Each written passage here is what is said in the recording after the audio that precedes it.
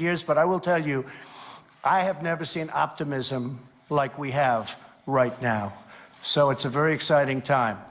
I want to also say that when it comes to space, too often, for too many years, our dreams of exploration and discovery were really squandered by politics and bureaucracy, and we knocked that out. So important for our psyche, what you're doing.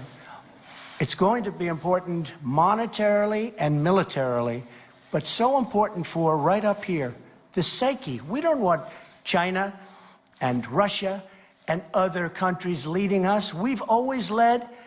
We've gone way far afield for decades now, having to do with our subject today.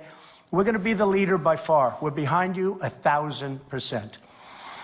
America's vital interest in space lost out to special interests in Washington, except, of course, for the senators and congressmen here. They would never do it, right, Dana? But all of that is changing. We know that. My administration is reclaiming America's heritage as the world's greatest spacefaring nation.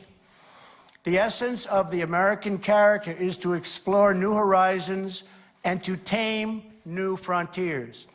But our destiny beyond the Earth is not only a matter of national identity, but a matter of national security. So important for our military, so important, and people don't talk about it.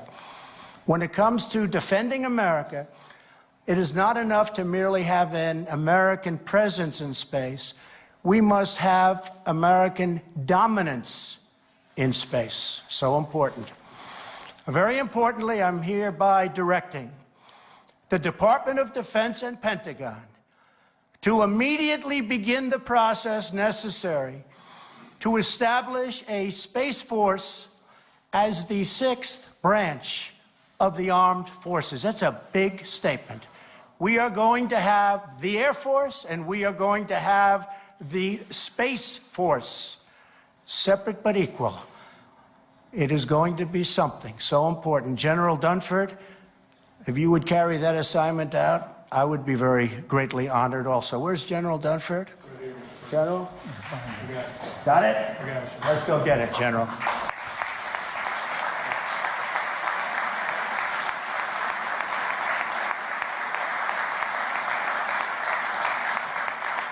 But that's the importance that we give it.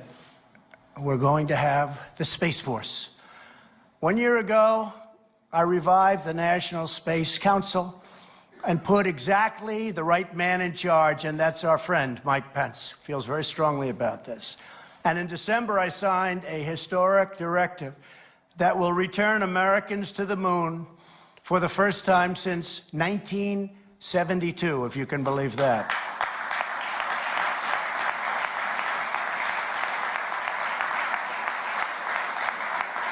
Always remembering, it's about that, but it's also about jobs and the economy.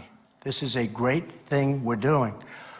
This time, we will do more than plant our flag and leave our footprints. We will establish a long-term presence, expand our economy, and build the foundation for an eventual mission to Mars, which is actually going to happen very quickly. And, you know, I've always said that rich guys seem to like rockets. So all of those rich guys that are dying for our real estate to launch their rockets, we won't charge you too much. Just go ahead. If you beat us to Mars, we'll be very happy and you'll be even more famous. But they do like, explain that. Where's Eric? They do like rockets for some reason, huh? They like those rockets. But you know what? If as long as it's an American rich person, that's good, okay? They can beat us. We'll save a little money and they can beat us and we're taking full credit for it. Don't worry about it. But we'll be setting aggressive timelines, challenging old ways of doing business, and we will be expecting real results. And we are making our incredible facilities, okay, available to these people that have been doing so incredibly by themselves on rocketry. So you're invited. The rent won't be high. I am instructing my administration to embrace the budding commercial space industry. We are modernizing out-of-date space regulations. They're way out of date. They haven't been changed in many, many years. And today we're taking one more step to unleash the power of American ingenuity. In a few moments, I will sign a new directive to federal departments and agencies. They will work together with American industry to implement a state-of-the-art framework for space traffic management. But don't let it get too out of control, please. We know about what's going on with a lot of other rules and regulations. By the way, we've set the all-time record in history of this country in cutting regulation. So when I hear about that, I get a little bit tenuous. Be careful. Don't get too carried away. But we've cut more regulations than any administration, whether it's 4 years, 8 years, or 16 years in one case. We've cut more regulations than any other president in history. And I actually think that, along with the massive tax cuts, I think that the regulation cutting may have even had more of an impact on the economy. It's been incredible. We have regulation. We have a lot of regulation. We have good regulation. But you don't need 20 years to get rejected from building a highway. We can reject you in 2 years or 1 year. We have it down from 17 years down to 2. We expect to get it down to 1. And if it's not good, we're going to reject. But it's going to be a fast rejection. You're not going to go an entire lifetime only to find it's not going to be built.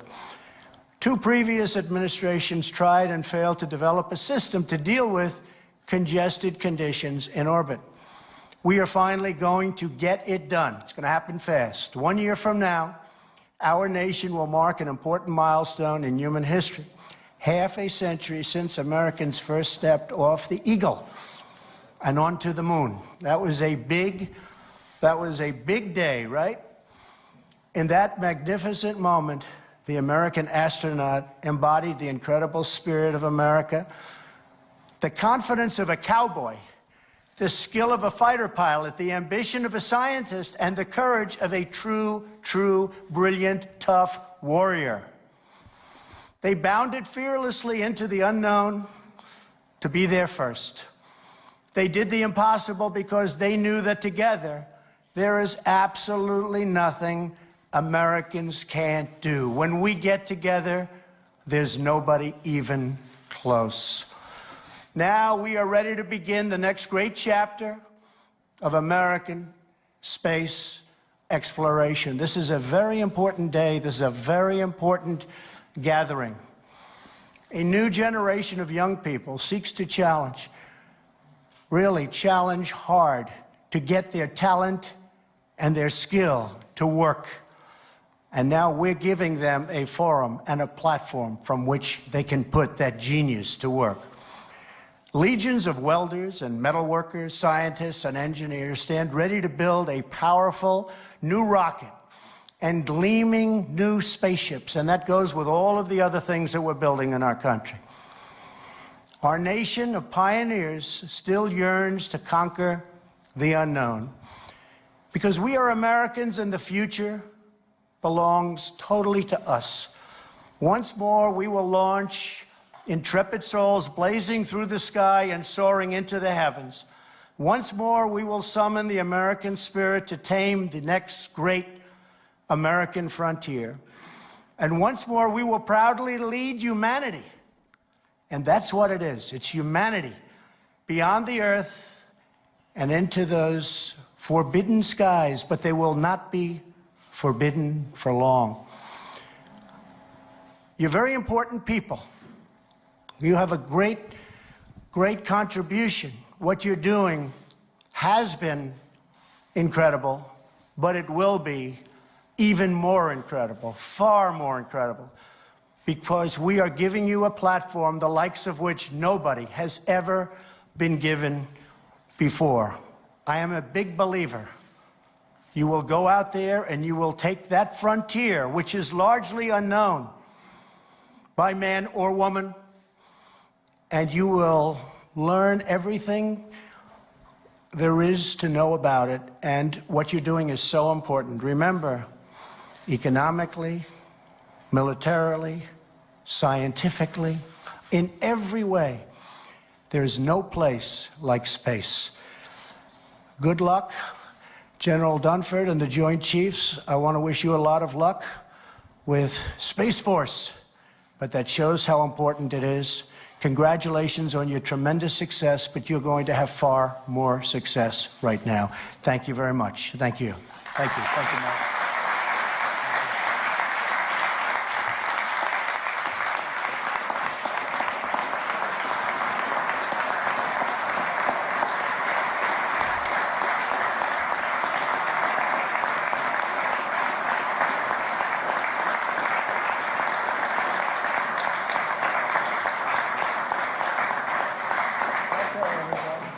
Here's the big one, right? Would anybody like me not to sign this? Is there anybody in this room? They would be in big trouble, I think.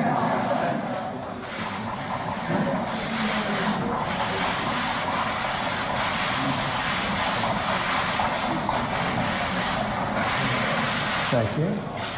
Where's Bryce? Come here, sir. You got it. Is that okay, Mike? Thank you.